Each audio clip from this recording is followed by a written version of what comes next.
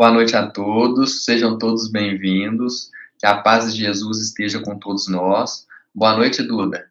Boa noite, André. Boa noite a todos. Sejam todos muito bem-vindos a esse novo quadro que teremos agora aqui no canal. Esse novo quadro do Centro Espírita Luiz Gonzaga de Luminares. Agora nos encontraremos aqui todos os sábados às 7h30 da noite para juntos aqui refletirmos nesse novo quadro Reflexões com Emmanuel. Aí nós refletiremos a respeito desse livro aqui, Caminho, Verdade e Vida. Esse livro foi psicografado por Chico Xavier e faz parte da coleção Fonte Viva. Esse livro foi psicografado em 1948 por Chico Xavier, lá em Pedro Leopoldo. E nesse livro, Emmanuel vai trazer versículos dos evangelistas, das cartas de Paulo, e vai trazer para nós a sua interpretação a respeito deles. E nós aqui, juntos, iremos trazer um melhor aproveitamento dessas interpretações para o nosso dia a dia, como podemos nos aperfeiçoar, como podemos aplicá-los no nosso dia a dia, refletir a respeito. E nesse prefácio, Emmanuel começa já dizendo para nós uma frase que já refletiremos muito a respeito dela. Cristo não estabelece linhas divisórias entre o templo e a oficina. Todos os lugares, portanto, podem ser consagrados ao serviço divino. Né? Muito bonito isso, e nós vamos sempre estarmos aqui para conversar um pouquinho, e hoje começa o novo tema, que é o primeiro capítulo, é o tempo. E aí, o versículo escolhido por Emmanuel para começar essa interpretação é: aquele que faz caso do dia, para o Senhor o faz. Esse é um trecho retirado de Cartas de Paulo aos Romanos, no capítulo 14, versículo 6. André, o que Emmanuel começa trazendo para nós a respeito desse versículo? Emmanuel nos diz que raros são as pessoas que conseguem valorizar o dia, né? Que a maioria das pessoas, elas se apegam àquela expressão popular que diz matar o tempo. Então, assim, matar o tempo nada mais é do que, vamos empurrando aqui, né, com a barriga aqui o tempo, falta mais 3 horas de serviço, não, vamos segurar aqui, porque já está acabando, daqui a pouco a gente vai para casa. E a pessoa perde aquela oportunidade de evolução, de melhora, de aprendizado, né?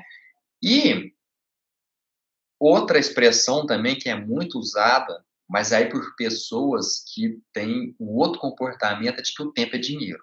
Então, se o tempo é dinheiro, eu não posso perder minuto nenhum, porque isso me conta, isso valoriza todos os bens materiais que eu tenho. E aí eu quero mais. Então, quanto mais eu aproveitar o meu tempo, mais eu investir, mais eu trabalhar, mais recompensas materiais eu terei.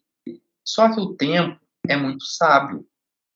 Ele cobra o tempo perdido ou o tempo não vivido de maneira corretamente. Então, quando você dedica o seu tempo a tanta coisa material, a não dar tempo nem para descanso, para nada, o seu corpo lá na frente cobra. E aí vem uma doença, vem um desequilíbrio emocional, né? E nisso, quando as pessoas chegam nesse ponto, o que elas vão buscar? Elas vão buscar uma melhora, uma cura, um tratamento.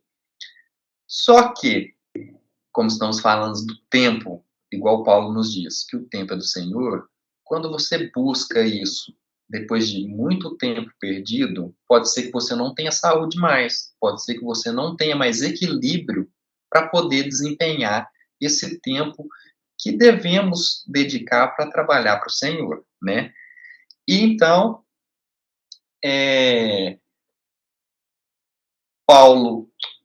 Emmanuel comenta que muitas vezes nós não aproveitamos as oportunidades que temos na nossa encarnação.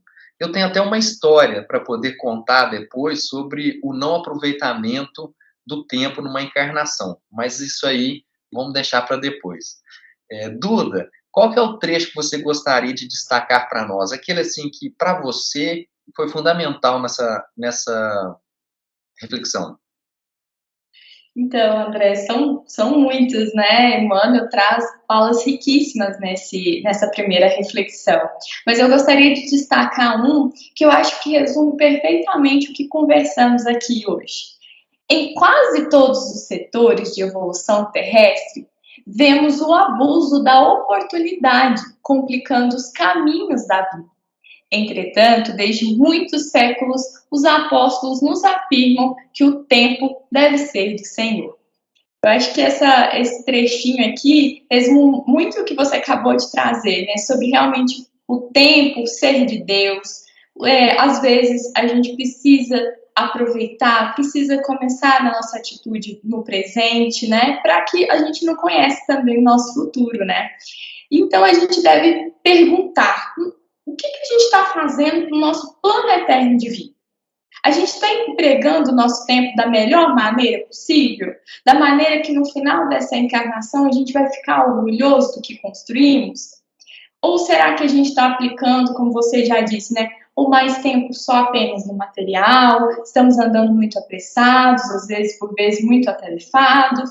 Então, ele vai sempre falar que abusar dessas oportunidades, a gente vai estar deixando de ganhar um aprendizado enorme, de nos evoluir espiritualmente e moralmente aqui nessa encarnação. E às vezes as formas de praticar isso está no nosso dia a dia, em pequenas atitudes, né? Afinal, Deus já nos dá o educandário necessário para o aprimoramento que cada um de nós precisa. Não é mesmo? André, e essa história que você falou que tinha para contar para nós? Conta ela pra gente. Pois é, e essa história é justamente de Emmanuel, né? Que é o mentor espiritual de Chico. Mas muito antes dele ser um mentor espiritual de Chico, ele foi um senador romano chamado Públio Lentulus. E ele era muito poderoso. Ele tinha poder, ele tinha influência, tinha muito dinheiro, né? E ele tinha uma filha. E essa filha ficou doente. E a doença que a filha tinha, os médicos terrenos da terra não conseguiam tratá-la. Então, ele, com o dinheiro que ele tinha, o poder que ele tinha, ele não conseguia curar. Não tinha médico que ele pudesse pagar para ter a cura da filha. E aí a esposa dele ficou sabendo através da criada que se chama Ana, que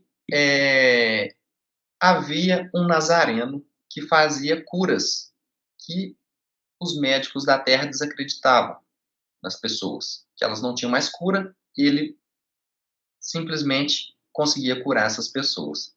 E aí ela fica sabendo sobre Jesus, os ensinamentos de Jesus, e ela fica muito interessada, não só no poder que ele tinha para conseguir curar a filha, mas em todo o ensinamento que era passado por ele, no modo de viver, na forma com que você via o cotidiano, no respeito com as pessoas, nos ensinamentos que ele trazia.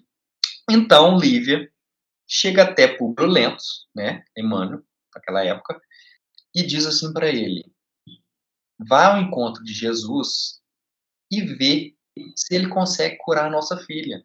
E aí, ele como senador, ele falou assim: não, eu não posso ser visto com uma pessoa que o Império Romano não gosta, né? Eu não posso ser visto como uma pessoa humilde, uma pessoa simples, eu não vou até lá. Só que ela vai, conversa com ele, e ele vai e acaba cedendo. Só que ele escolhe encontrar com Jesus não às claras, à luz do dia, onde ele poderia ser reconhecido pela maioria da população.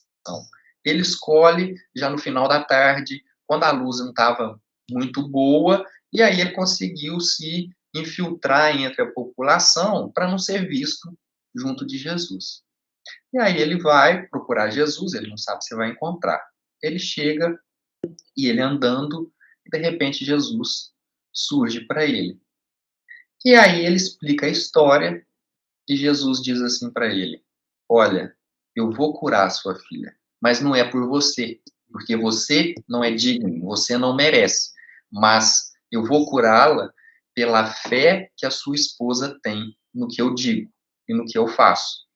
Então, ele vira para Públio Lentulus e diz assim para ele: olha, entretanto, eu vou te dar uma oportunidade de você seguir o caminho que eu prego, de você mudar, para você melhorar, você deixar tudo que você tem, fama, dinheiro, poder político, você deixa tudo e aí você segue meus ensinamentos e coloca em prática isso. E ele, naquele momento, ficou pensando e Jesus disse assim para ele: se você aceitar, ou melhor, se você não aceitar, você terá milênios de sofrimento. E ele, o que ele decidiu? Ele decidiu, pela fama, pelo dinheiro, decidiu continuar sendo aquele senador arrogante e autoritário.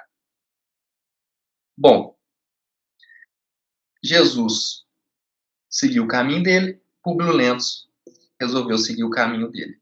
E aí, teve todos os outros episódios de sofrimento que ele teve que passar naquela encarnação como senador e várias outras depois, que Jesus havia dito para ele, serão milênios de sofrimento. E ele passou por esses milênios de sofrimento. Porém, como sabemos que o tempo é de Deus, né? Que Deus espera o tempo de cada um, Emmanuel teve o seu tempo e foi esperado o seu tempo. Ele, como senador, passou aí milênios até que ele chega e se torna Emmanuel, que é o mentor de Chico Xavier. E aí sim, como mentor de Chico, ele aproveitou o seu tempo da melhor maneira possível e trouxe todos esses livros para a doutrina para nos ensinar. E colocou, né, para nós o próprio exemplo dele, aqui, ó, nesse livro, há 2000 anos, colocou o próprio exemplo dele de que, mostrando, eu não aproveitei meu tempo, mas agora sabemos que com todos esses livros ele, enfim, conseguiu aproveitar aquele tempo que poderia ter sido encurtado quando Jesus disse para ele, né? E Jesus espera o tempo de cada um, não é mesmo, Duda? Perfeitamente, né, André? E Emmanuel, linda a história dele, né? Emmanuel tem muita propriedade, né? Tanto de experiência de vida quanto intelectual para escrever essa bela interpretação para nós, né? Então, nós temos que sempre pensar, né? Como que a gente consegue aplicar todo esse ensino que a gente aprende aqui, né? Nesse quadro novo, que a gente aprende durante as nossas reflexões diárias, que acontece aqui no canal todo dia de manhã, às 7h30 da manhã, a gente já sabe que o nosso objetivo aqui, da nossa encarnação, é realmente aproveitar todas as oportunidades que nos são dadas, nos aperfeiçoar moralmente, alcançar, né, a nossa evolução espiritual.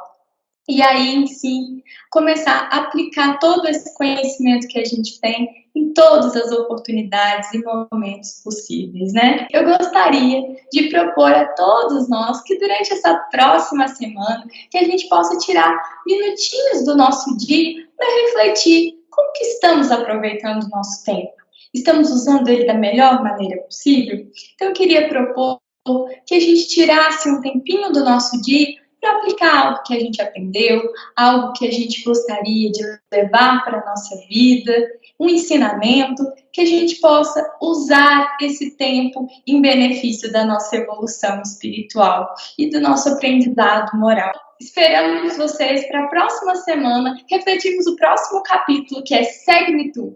Disse-lhe Jesus: se eu quero que ele fique até que eu venha, que te importa a ti? Segue-me tu. Esse é um versículo do Evangelho de João. Esperamos todos vocês para refletirmos juntos às 7h30 da noite esse versículo. Essa foi uma mensagem do Centro Espírita Luiz Gonzaga de Luminárias. Desejo a todos que nos acompanham uma abençoada semana. Fiquem em paz, que Jesus os abençoe.